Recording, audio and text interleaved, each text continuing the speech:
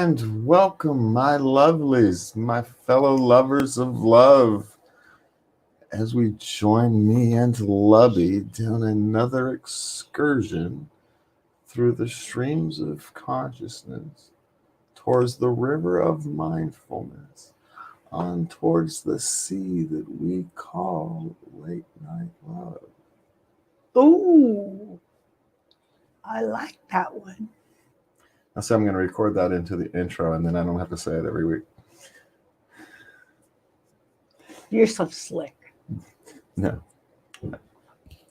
because how many times have I butchered the intro before I get around to actually just doing the intro? I'm not that slick. Don't give me all that much credit. Anyway, good evening, everybody. It's been a long week, and thank you all for tuning in. We've got an interesting show today. We've got a stress relief show, essentially my weekly online therapy session, in a sense. And we're going to talk a bit about this culture of what's going on at the stock market. We're not going to talk the politics of it. We're going to talk the culture of it, because a lot of people don't understand what's going on because they're not thinking about it culturally. And then we'll move on to the second half, where we end up with talking about good and bad advice from sex therapists. Yes, 2 words they love and 2 words they hate. 2 words they love and 2 words to be interesting. Let's see what this is. Okay, just in case it was something. What we got? So we've got, it's been a long week, but before we start that, we want to make sure I ask everybody to do us a favor. And if you like something, a daily dose episode, like, subscribe, share, do all that stuff for us. It would be a great big help, because, we know not everybody has the means to help us through the financially support us, but you can always help spread the word. All right. So it's been a stressful week for me. Part of it's because, I'm knee pain and always having to deal with that. With the bad weather comes knee pains. But, I've been dealing with like 1.5 million other Californians having to fight with EDD, kind of. I'm in such a better position. I don't even like complaining than most of these people on it. So I don't like complaining that I'm stuck in that EDD thing, but it's frustrating. And you know how frustration deals with me. So I've been on pins and needles all week anyway.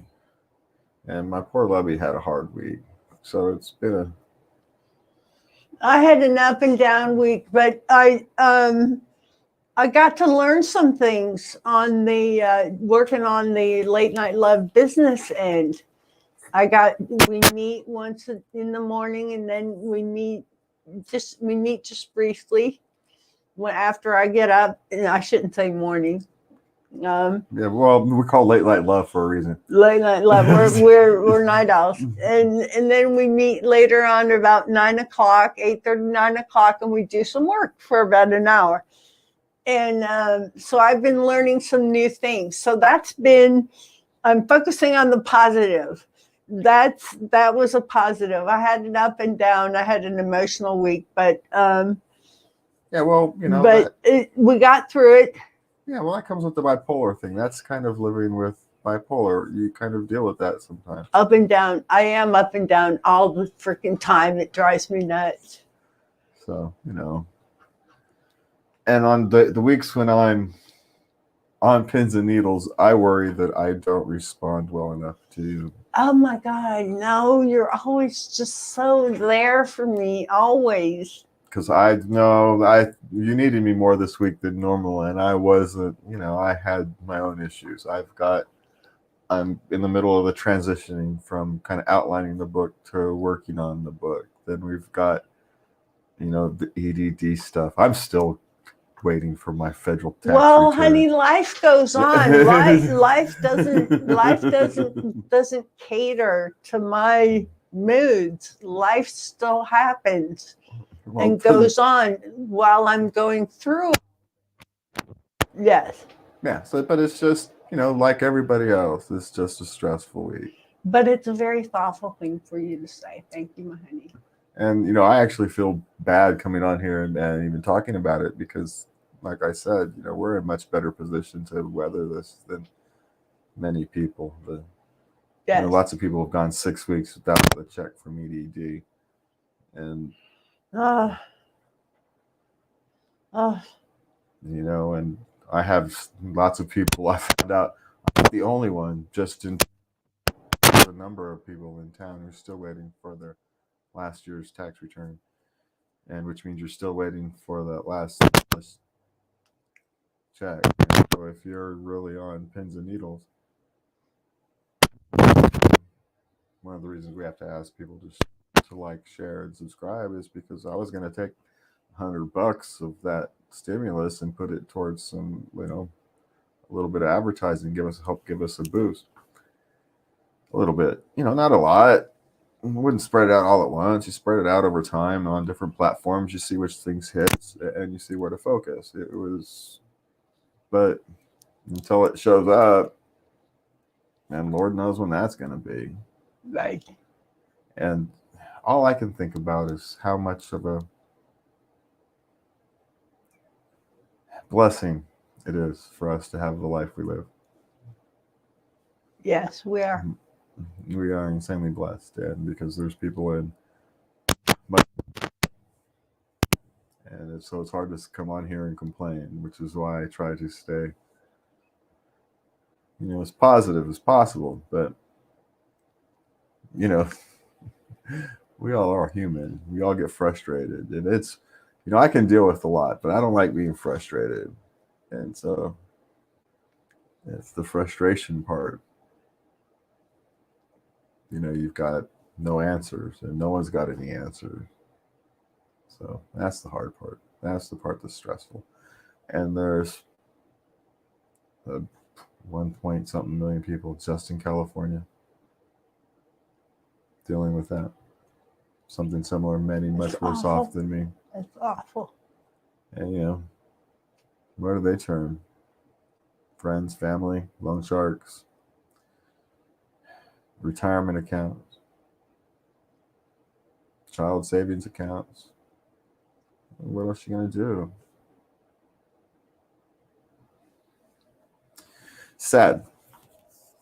It's just sad. And the fact that we've got no answers.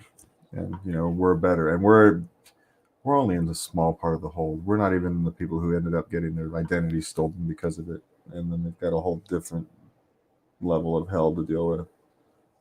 We're just stuck. People had their identity stolen? Yeah, we're just stuck in the people who are fine, or we're just waiting for our checks to finally get figured out, or whatever the hell it is they're doing. But there's people who've got their identity stolen, had all their benefits hijacked because the whole, it's awful. That's part of the thing, and you don't want to be. That's part of playing politics I really don't like, is you have to hear these stories. What are you going to do? You can't do nothing. You call, you talk to your assembly member. People are now using me to talk to their assembly member. Just to see if I can get an answer. They just want an answer. They don't even really care what the answer is anymore. They just want to know, and no one can. There's nothing good to tell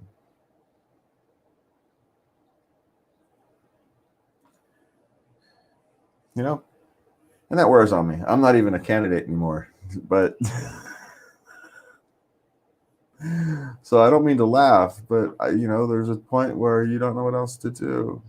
It's not a laughter of minimizing it or making it funny. It's just, you've got this big ball of stress, and what else are you going to do with it? You've got to let it out somehow, and I'd much rather let it out laughing than punch a wall, kick a box. What are you going to do? Yell? Do a primal yell? What are you going to do with it? So it's not even a nervous laugh. It's a stress laugh. So. Yes, you have a stress laugh. Yeah, which people misinterpret. But so, if you don't understand why someone's laughing, Maybe there is a reason. And maybe they're not even aware of it. It took me a long time to understand that that's a stress laugh. Didn't understand what it was. I knew stuff wasn't funny. So, anyway. I remember it getting me in trouble when I was a teenager. Yeah. Well, and you don't know what it is. You don't know what it is, no. And there's no one to tell you. No one told me that it's a stress laugh. No, I was an adult before I figured it out. Yeah.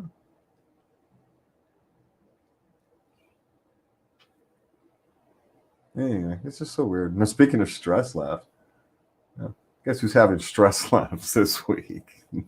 Who? Some of these hedge fund managers. By some accounts, they've lost $70 billion because a bunch of yahoos on Reddit decided to go play, I don't know, Robin Hood. I said, maybe, I don't know what they're doing. But there's this weird cultural thing that's had a mix. And it's a strange thing because a lot of people are trying to figure out what's going on, and they're not really identifying the whole thing because they're trying to fit it into politics, and it transcends all that. It's cultural. You've got some financial savvy Gen Xers, people my age, essentially 50s, a little younger, a little older, but somewhere around the age of 50.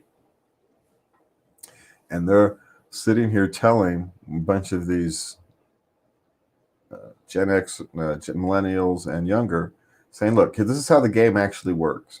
And you guys now have tools to use this. So look out for this, this, this, and this.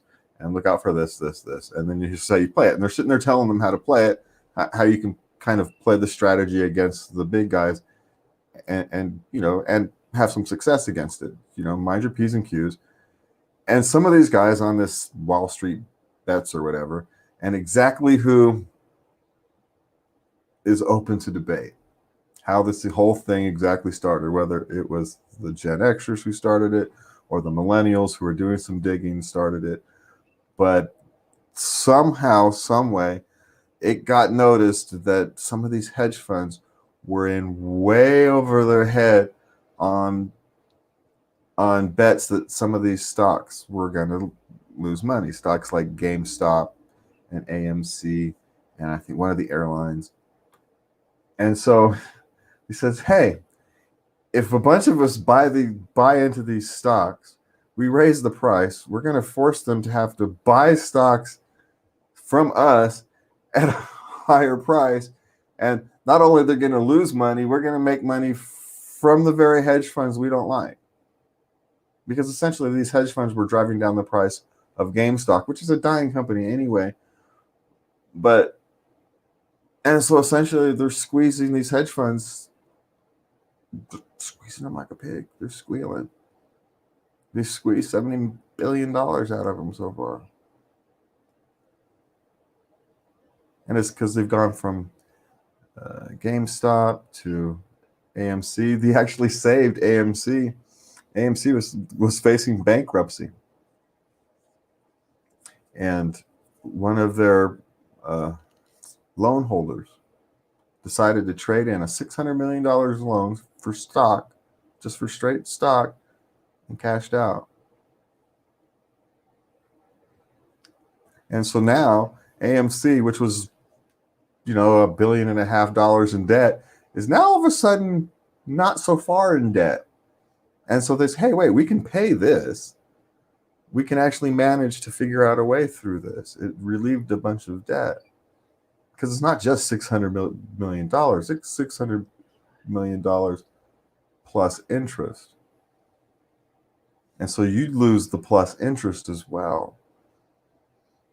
And so they no longer have to make those payments on essentially the IOU. They no longer having to gather the interest. The guy walked away. He said, I'm taking my money and running. Who knows how much he actually got, but he didn't care. At some point he figured there's no way I'm getting more than this later. Well, I'm out of here. I'm not taking any risk. I'm taking my money and getting out. He was done. Yeah, he's done. Now, whether he needed the cash because he was playing games in other parts of the market or whatever, and was part of the short squeeze, who knows? But what the media and the politicians and the investment class doesn't understand, it's not about the money. Most of the people involved don't care about the money. They started with the $120 or whatever, made a bunch of money. They pulled that out a long time ago. They're playing with house money. From their mindset, they walked into a casino with $20 in their pocket, went in, pulled the lever, won some money, put that $20 back in their pocket, and now they're playing with house money. They don't care what happens. As long as they go home with that 20, they don't even care if they go home with that initial $20. They don't care. Their goal at this point is to just squeeze the hedge funders, the people who are playing financial games and manipulating the market. They don't care about whether they lose all their money in the long run. They simply don't care.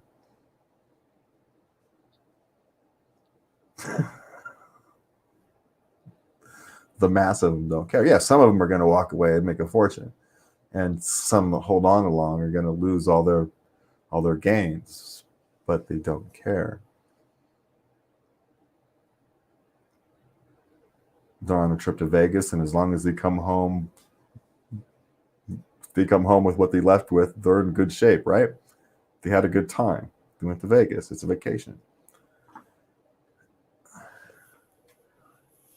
All the world is but a stage, and they're just playing the game.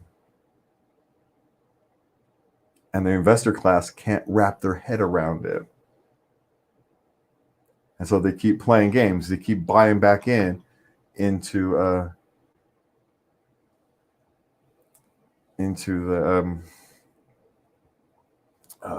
shorting. They keep shorting higher. Oh, well, it's going to keep fall, so we'll buy in it. And they're just morons.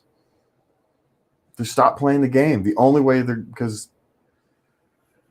the Wall Street Bets kids, the Redditors, they have no need to they got no need to sell. They're just going to hold it. They don't care what the price is. Their goal isn't to make money. Their goal is to make the hedge funds squeeze, make them cry, to expose all the funny money underneath.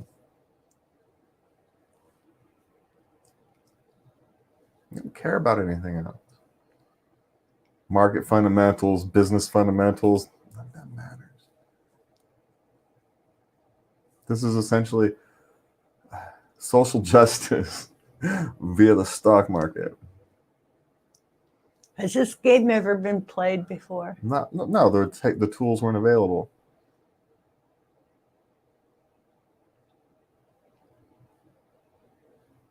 Well, there's two things that weren't available: the tools and the data in the hands of enough people to make a difference.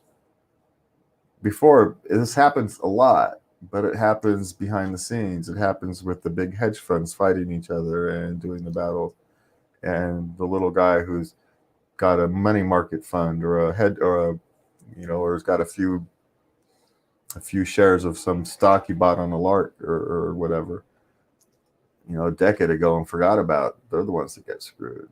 Now what's happening is it's going the other way around.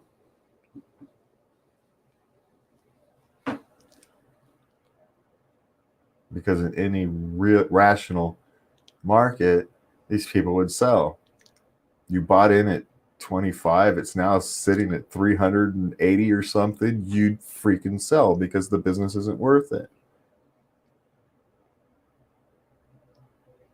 It wasn't worth 100. It wasn't worth 50. Why are they having it? Because it doesn't matter. And the trick is that these hedge funds, they don't actually own any stock. They borrow stock, then resell it. They resell borrowed stock. So when their borrowed stock has to be paid back, they have to buy stock. They have no choice. So whatever the price is, 300, 400, they have to convince one of these yahoos on Reddit to sell them the stock at some price. There's no more left. And so the price keeps going up because the longer the Redditors and stuff hold on, the more and more of those things get called.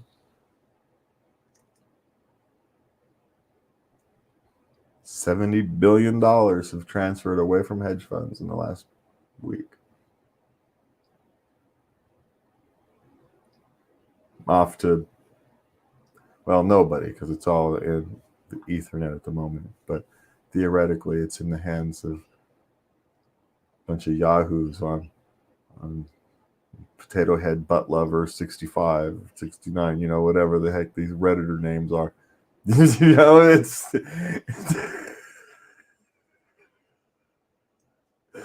seriously, you know how people make, you know how these people make names on the internet. Yes. Yeah. This just I am, you know, Lord Kumquat. You know, is now beating the living snot out of Mr. MBA from Harvard. Yeah.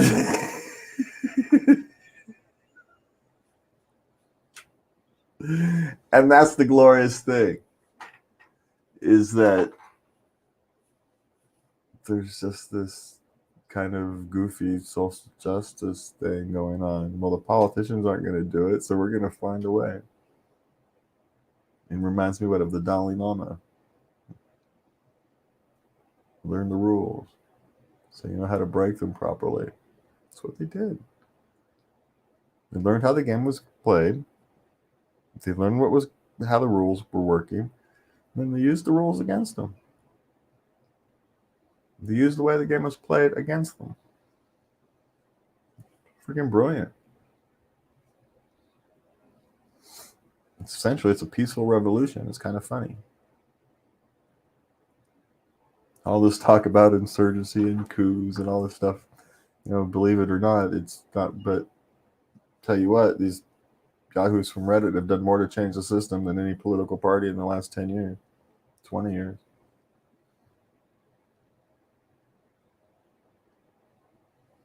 Oh my. Yeah. Really? Well, because now they can no longer behave that way without repercussions. See, before all they had to do was pay a government fine. Who cares? Government would might give them a fine, slap on the wrist, nobody cares. But now, if you have masses of people willing to risk, you know, $100 each, if you got 1 million people willing to risk $100 each, you've got 100 million people willing to go, you know, $100 million to go play with. And if you do it right, you can turn that into $1 billion quickly, which is essentially what they did. They took a bunch of small people, all did the exact same thing, which forced but it couldn't have happened before because you needed, you know, the mass communication, instant mass communication, plus the apps availability so the average person can participate at 1 or 2 or 10 shares instead of having to buy, you know, 1,000 on a relatively equal playing field, even though it's not equal. The big boys still have an advantage.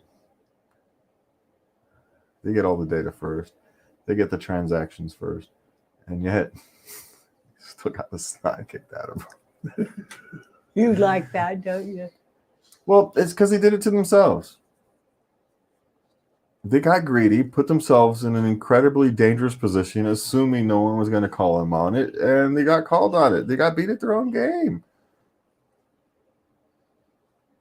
You know what? They have no problems demolishing companies, the values of companies, putting people out of work. And yeah, okay, most of them are probably going to go out of work and do it anyway, but you don't got to hurry the thing along. They may have figured something out. And so, no.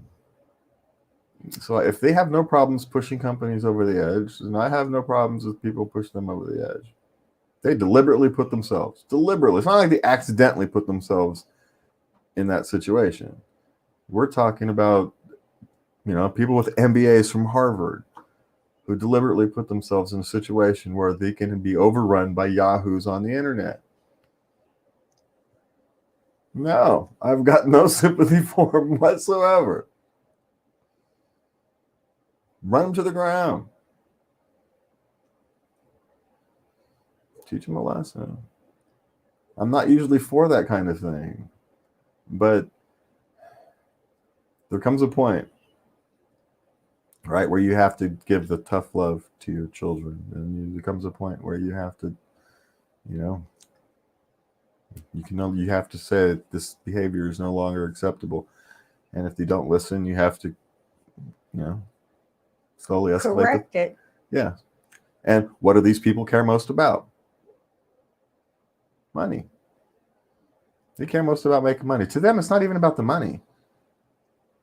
Money's like a scorecard. So the more points they have on the card, the better they've done. They've lost 70 billion points on their scorecard. That's going to hurt them. It's going to change their behavior. They're not going to put themselves in this kind of risk in the future, which will save companies from having to go through the pressure of having a bunch of yahoos being pushed down. They're just not going to do it. The risk of losing all the points on their scorecard is too great. In the long term, they'll be fine. They'll build themselves back up at $70 billion. They'll write it off in a sense. But they'll learn their lesson. And in a grander sense, at the risk of diving into quasi-politics, the emptiness of the value on Wall Street is being exposed. Because a lot of value on Wall Street is meaningless. It doesn't actually mean anything. It's all played by games behind the scenes, by hedge funds driving down prices, by other hedge funds driving up prices. It's all the world is but a stage. And some of us have noticed that there's a disconnect between Wall Street and the actual economy for a long time. And part of the reason is monetary policy and all that. But part of the reason is they're playing a game, and we don't understand it. We look at the numbers and it goes up or goes down, and that's all we kind of understand. We don't understand what's being really played behind the scenes. And that's the cultural impact, is in a sense they're enforcing transparency. And through transparency, you can enforce better behavior. And it didn't take regulators, it didn't take government, it just took proper tools in the hands of the masses.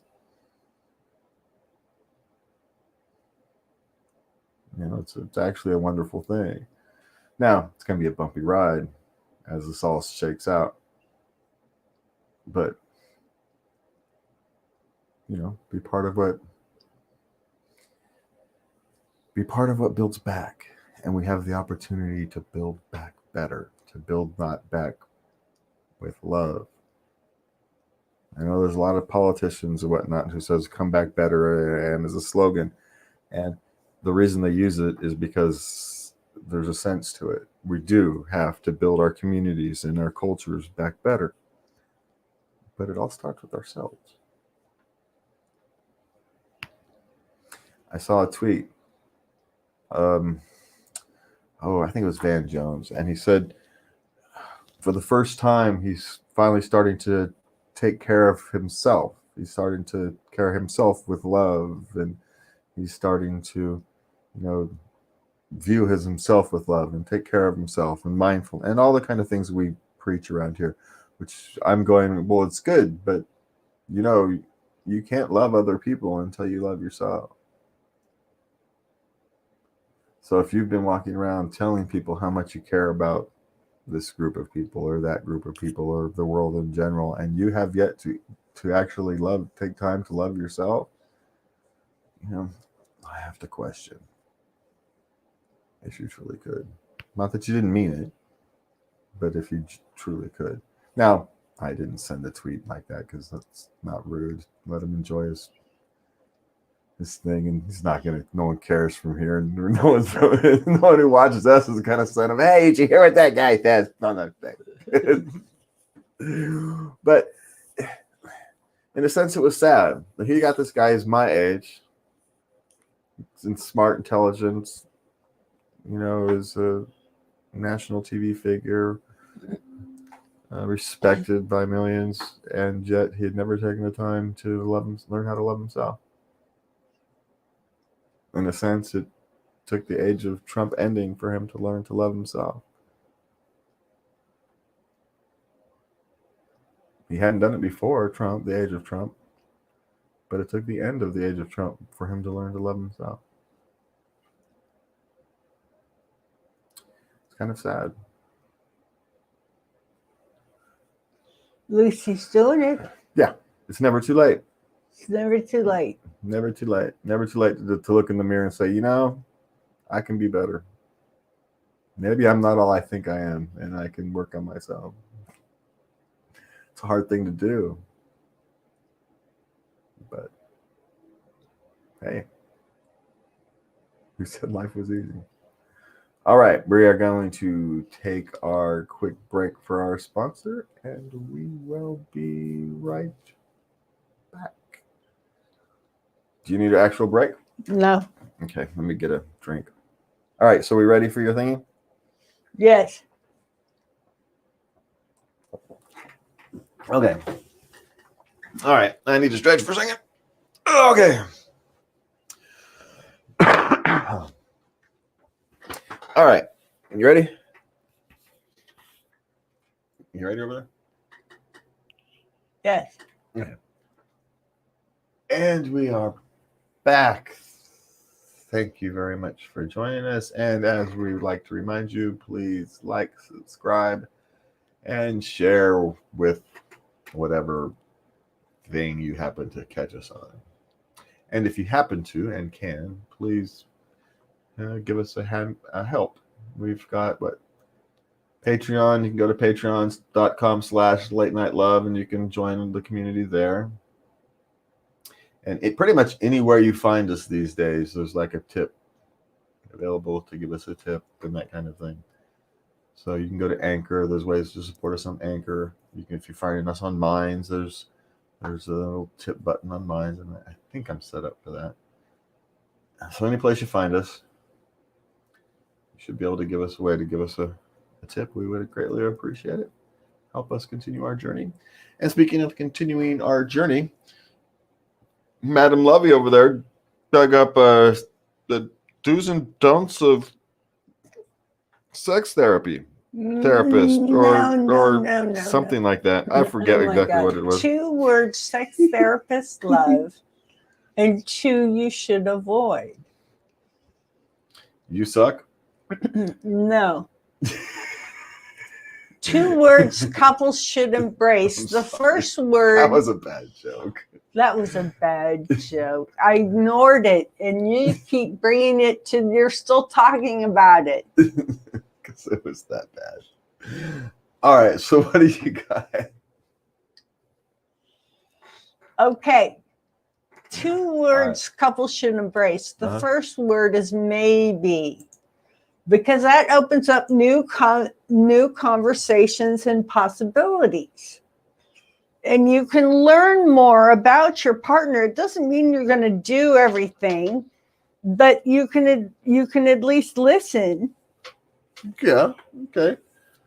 And maybe there's something that tickles your fancy.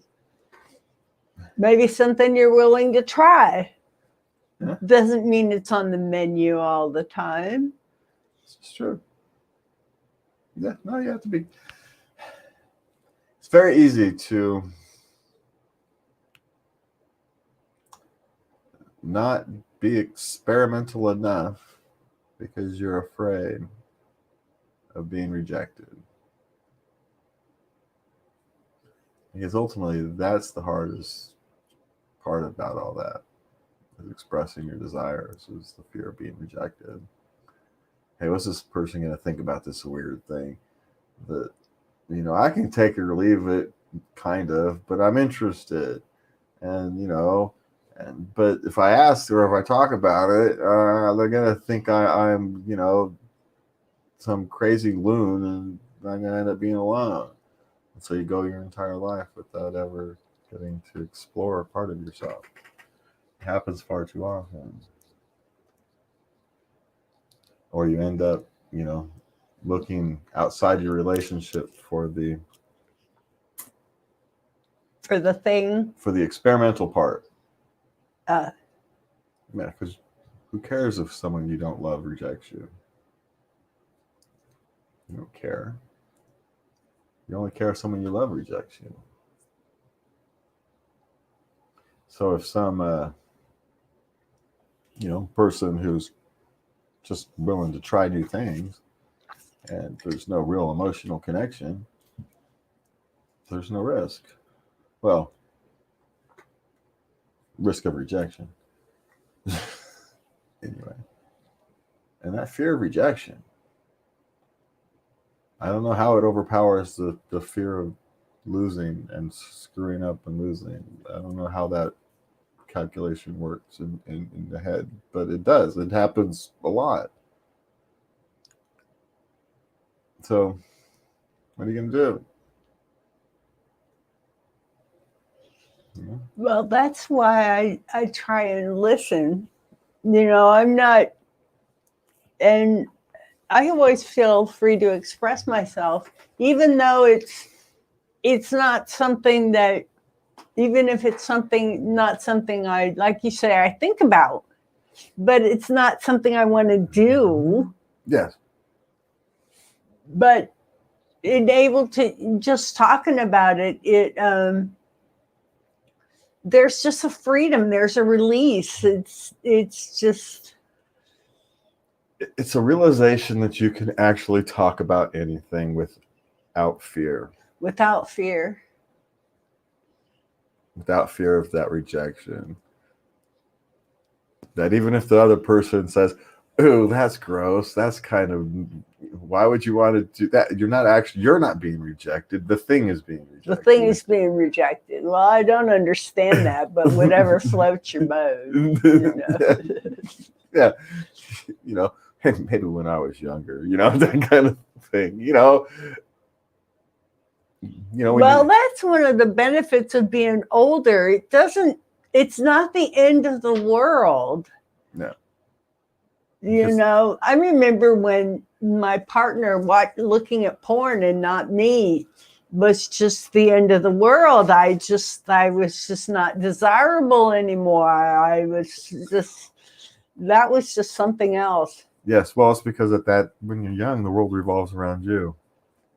And you forget that the other person has their own perspectives. And just because you think it's about you doesn't actually mean it's about you.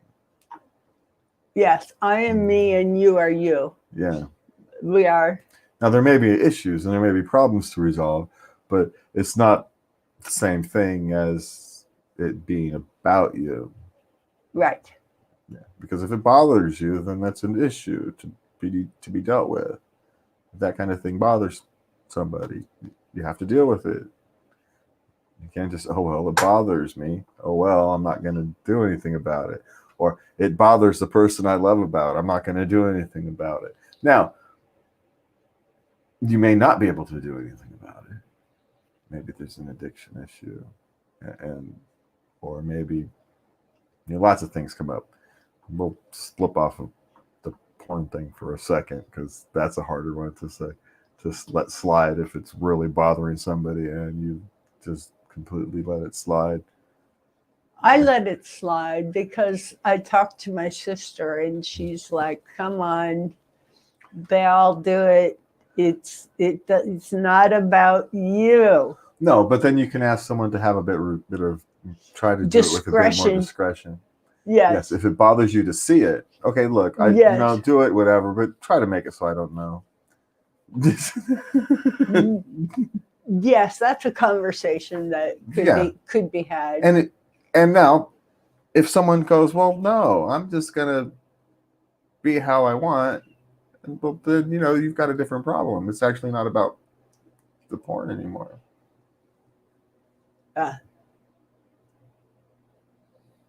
It's about, understanding and respecting boundaries, and where, there's not a, it's not like you found a compromise where, okay, I'll be respectful of your wishes and kind of, mind my P's and Q's and be discreet. And, you'll kind of look the other way. And we're all, neither one of us are happy, but we're both content. Yes. Instead of, wow, no, screw it, I wanted to do it this way. Everybody's getting their needs met. Yeah. Kind of. Yeah. Or if not met, respected. Respected. Everybody's getting their needs respected. Yes. Yes. And that way, that builds a long-term successful relationship. It's getting your thoughts and your thoughts are you. So getting you respected, not necessarily embraced, but respected. Because I don't even embrace all of myself. There's parts of myself I don't particularly like, but I have to respect them. I have to give it the respect. It's part of me. I can't not give it the respect it deserves. I can't say, I'm not going to paint.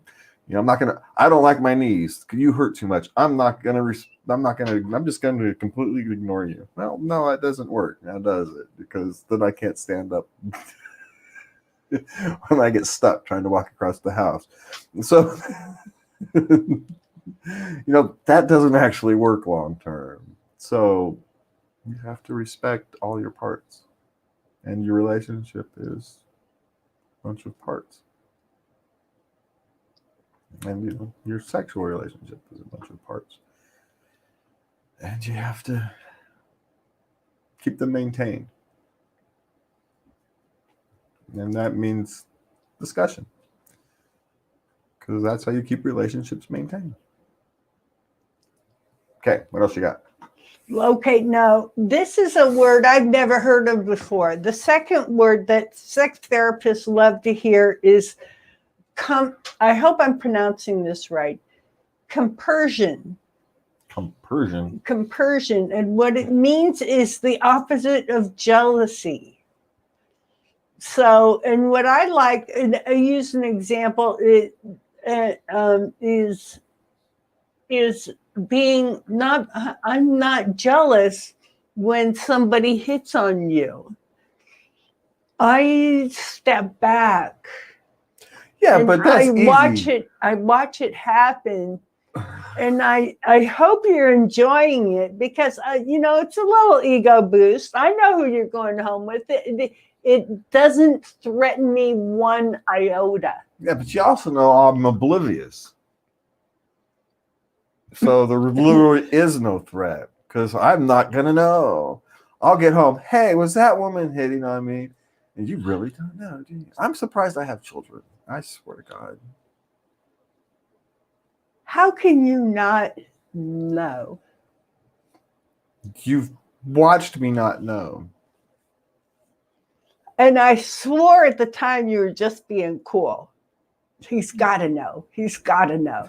But it's just being nice to her. I am just being nice. I'm always nice. Well, as nice as I can be on that particular day.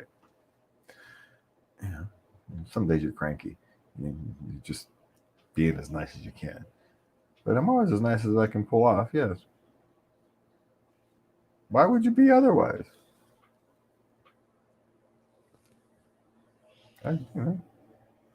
Just saying. Why would you want to be anything other than as nice as you can be on any particular day? I'm not expecting you the same level of niceness every day because, sometimes you wake up on the wrong side of the bed. But I try to be as nice as I can pull off at any particular time. I just don't understand why it would be anything different. Well, I try, but I have a positive outlook on life. I'm, if I meet somebody, it's like, hey, new friend, I think they're all friendly too, and I forget some people are just not that friendly. Some people, yeah, I don't know. And you can get it. Life is full of traumas and everybody has a difficult path through life. Of course. So I suppose, that some people are shy. What the hell? Well, I'm shy, but I'm still nice. I'm, I've lived my life in an anxiety disorder. I was an introvert, So, but yet, doesn't mean I would never. I always tried to be nice, even at my worst. Well, I mean, some people don't have much to say, and sometimes it comes off as if they're being grumpy when they're not. They're just incredibly, cripplingly shy. And then there's people like my daughter, who's Oh, just grumpy pants. she's going to grow out of it. We've been saying that for 15 years now.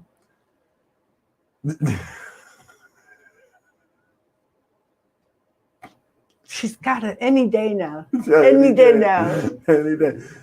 Yeah. Uh-huh. When she gets older, when she's my age, she's gonna be like she is now. Like when she wakes up, like for the first hour after she wakes up, she's always been that way. Yeah, she's gonna be like that all the time. So you didn't have much to say about my compersion word. I don't even know what the heck they're trying to say. I'm not trying. It's a word they made up clearly, but I'm not trying to figure out which two words they're trying to use. Compassion. Well, apparently it's a word used regularly by the polyamorous community. It's how you might feel when your partner shares time and sexuality with someone else. But its meaning can actually extend beyond bedroom. Yeah.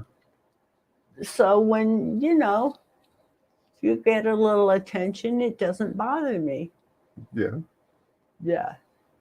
Okay. It's a good thing, too, because I had 50,000 people vote for me.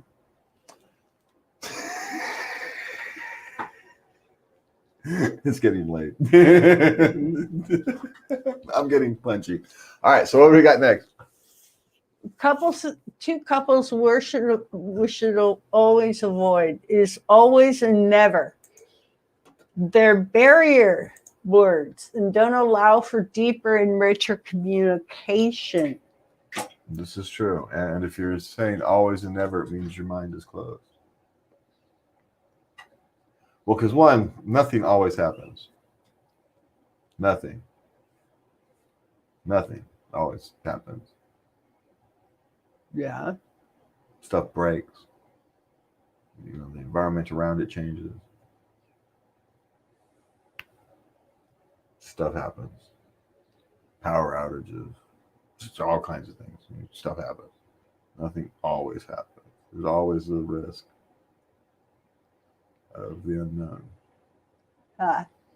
Well, certain things I know aren't going to happen. Certain things I'm not going to participate in, but that doesn't mean I'm not open to talking about them. But if you're open to talking about something, then you always run the risk of having your mind, of changing your mind. Run the risk of changing my mind? Yeah. But of course, it's not a risk if you genuinely end up wanting to change your mind. So you always have, otherwise, the whole point of having an open mind is to risk having it change, to risk learn something new that will change something that you once knew and you no longer do. Well, I saw a quote the other day. Those are fun in life. When life turns on you like that, you're like, well, I was just so high and mighty. I just knew, yeah. But then I got this information, and now I considered it. Now I feel differently. I don't know. What I thought was foundational is really just the floor. Yeah. It's really just there's if I can take it up, and there's more beneath it, and that's a strange thing to find out sometimes. I saw a quote. Let's see if I can find it. From Thomas Sowell. It takes considerable knowledge just to realize the extent of your own ignorance. That's true. I know, Butkus. Yeah, it takes a long time to understand. It takes forever to understand that you don't know very much. And then it takes a long time for you to accept it. That's the other half of that equation. You can know something, but not really accept it because it's hard. Who wants to accept that you're fundamentally ignorant? Because we've come to understand ignorance as a lack of intelligence rather than That's ignorance. not true. No, ignorance just means you haven't learned something yet. Right. But there's so much in the. There's tons to freaking learn. So it's you literally have no choice but to be ignorant in almost everything. Well, it's a lifelong journey. You know, I know a smattering about this and that and quite a few things, but I'm not well versed. Yes, well, we know what we know, and we also know how the limitations of that knowledge. Yes. And we also probably understand that we probably overestimate our understanding of the limitations of that knowledge. Well, at least I do. I don't know how little I actually know. See, I don't even know the extent of my own ignorance. I'm so, I don't know. I have no idea how much I don't know. It's impossible for me to know. It's kind of like space. It's vast. Well, it's a strange thing. Knowledge is a strange thing. And I found this out. And I think someone told me, and I just don't remember who. And it may have been my old family's science professor. It's very weird. I had a science professor like as a 10-year-old kid. It's a strange thing. I got to listen to science lectures, personal science lectures as a kid. And so I suspect some of these things he told me, and I just have absorbed it over the time. But the more you learn, the less you know.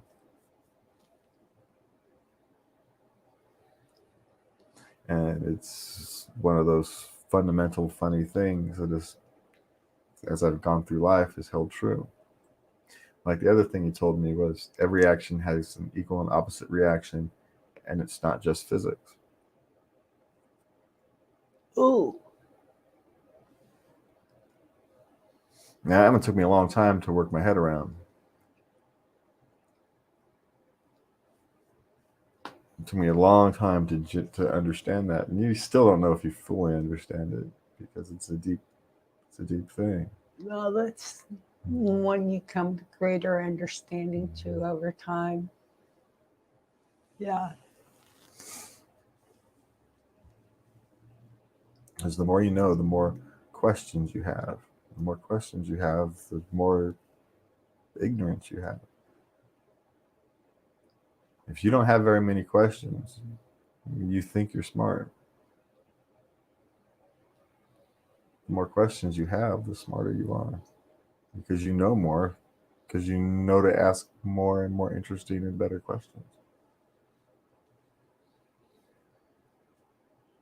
So it's a paradox of sorts. But it works with yourself too. As we get through this journey through life, whether it's where we start today, talking about figuring out your stresses.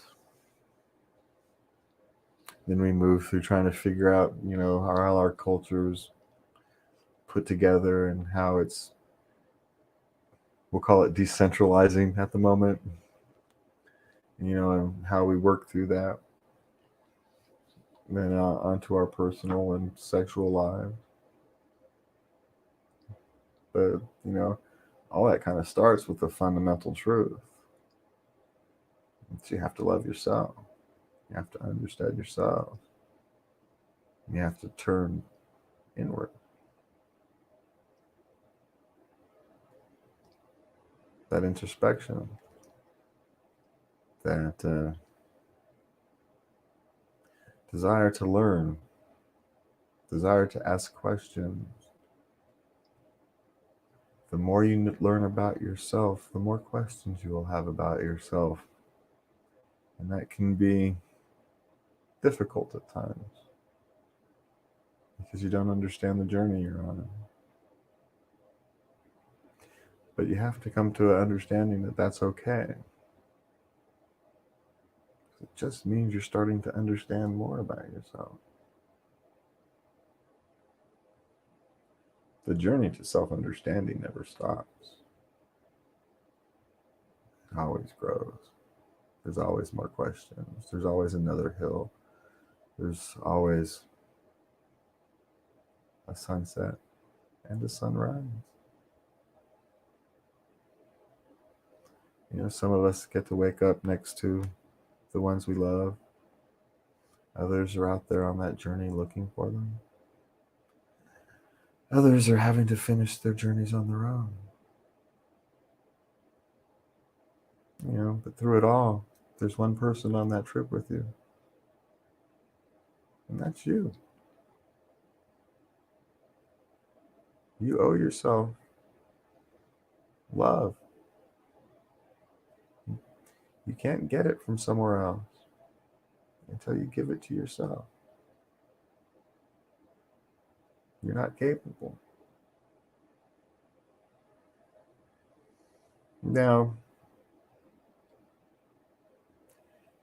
doesn't mean you're not giving yourself love if you're not thinking about it.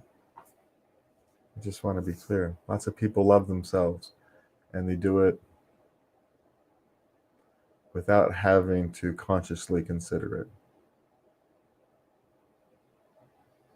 You know, maybe it's going to the gym, they eat right, and they do all these things that make themselves feel better, and they don't think of it as loving themselves. They don't need the mindfulness that those of us here do.